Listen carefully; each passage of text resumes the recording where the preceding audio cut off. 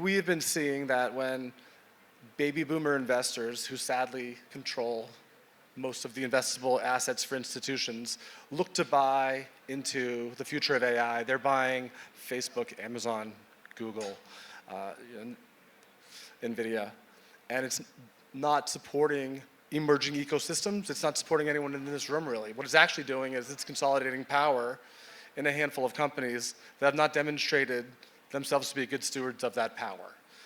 And also, I think that mega cap companies tend to not outperform innovative startups. So what we do is we connect capital to early stage blockchain companies.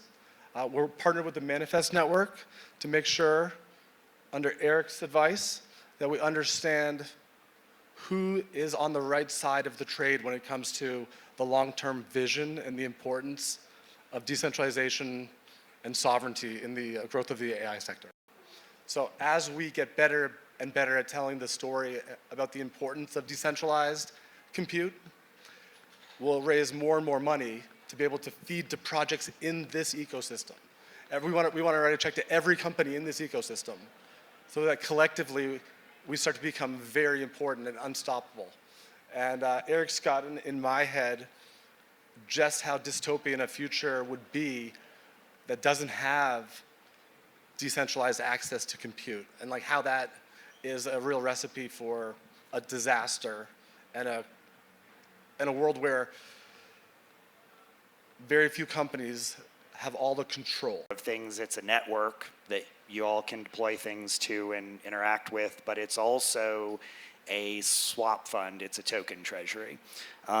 We use that in a bear market to collect up projects that have value but can't raise any money, right? Because in a bear market, projects get really, really hard up. We trade positions in their companies and their future token launches for our index token in our fund. Our index token in our fund can be traded for compute time on our network.